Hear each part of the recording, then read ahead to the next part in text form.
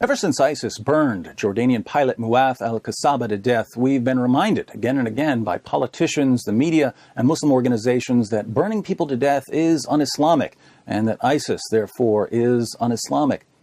You may have noticed that the pundits who keep insisting that Islam forbids killing by fire won't actually quote the passage for us. They won't even give the reference. Why is that?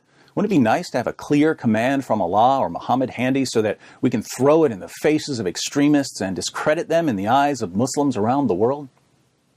Why not quote the passage for us? The reason Islam's Western defenders won't show us where Islam condemns putting people to death by fire is that the passage in question contains Muhammad's standing orders to execute apostates, and it specifically says that apostates were burned to death by none other than Ali ibn Abi Talib, Muhammad's cousin and son-in-law, and the fourth rightly guided caliph of Islam. It's a passage that promotes the very crimes our leaders have been assuring us have no place in Islam, so no one's going to quote it to you, except me.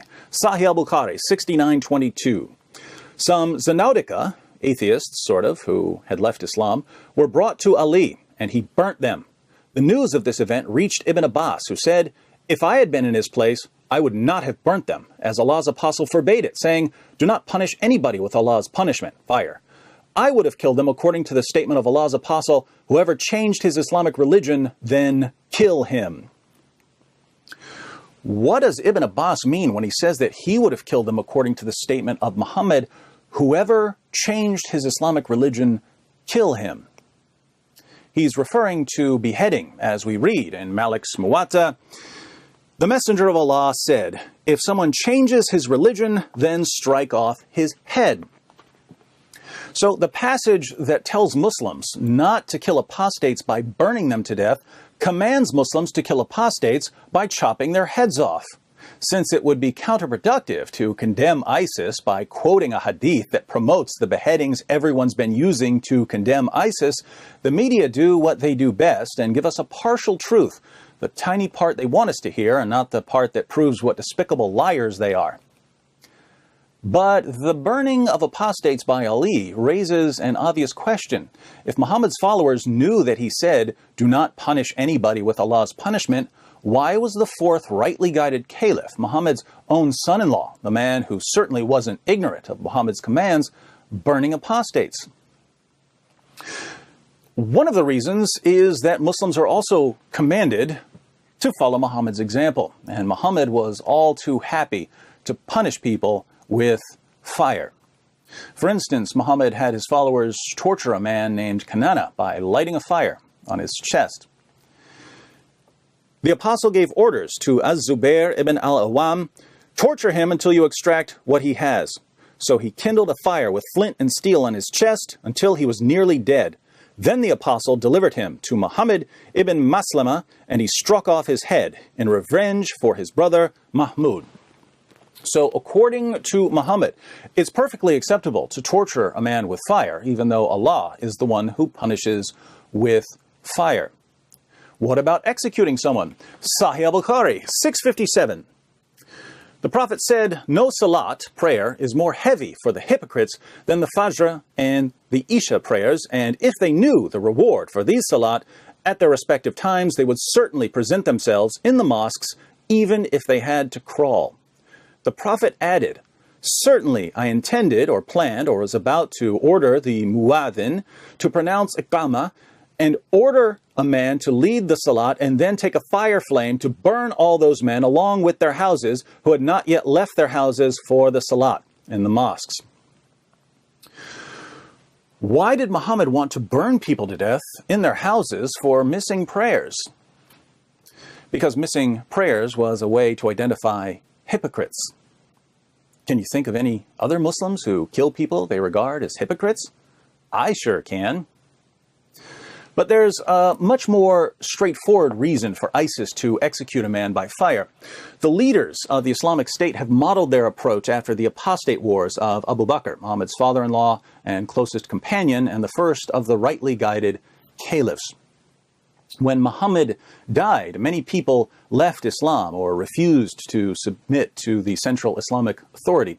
Abu Bakr sent them a letter and an army. In the letter he said, I have sent to you someone at the head of an army.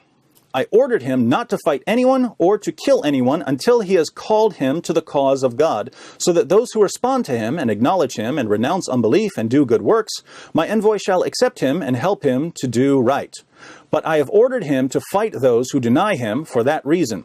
So he will not spare any one of them he can gain mastery over, but may burn them with fire, slaughter them by any means, and take women and children captive, nor shall he accept from anyone anything except Islam.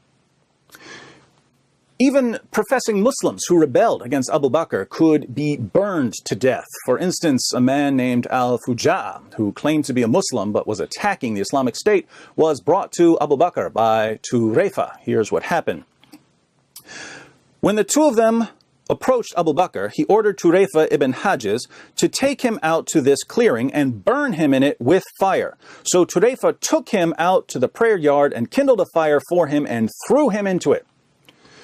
Now, you may be thinking, who cares what Abu Bakr did? And the answer is, Muslims do, because when Muhammad was dying, he said to his followers in Sunan ibn Majah 43, I am leaving you upon a path of brightness, whose night is like its day. No one will deviate from it after I am gone, but one who is doomed. Whoever among you lives will see great conflict. I urge you to adhere to what you know of my sunnah and the path of the rightly guided caliphs and cling stubbornly to it. So here's the quandary that Muslims face. In Surah 4, verse 65 of the Quran, Allah commands Muslims to unquestioningly obey Muhammad's decisions. But Muhammad commands Muslims to obey the rightly guided caliphs, and the first of the rightly guided caliphs commands Muslims to burn people to death. By the time we get to the fourth rightly guided caliph, Muslims are still burning people to death. That's when Ibn Abbas suddenly remembers that Muslims aren't supposed to burn people to death, they're supposed to chop off heads. Is it wrong from an Islamic perspective to burn people to death? If it's wrong, then Muslims shouldn't follow the path of the rightly guided caliph, Abu Bakr. But Muhammad said to follow the path of the rightly guided caliphs. So, as a Muslim, which command are you supposed to obey? Should you obey Muhammad's command not to punish people with fire, or Muhammad's command to follow the rightly guided caliphs who burned people to death? Given such contradictory commands, why would we be surprised that some Muslims are burning people to death while others are condemning them for it?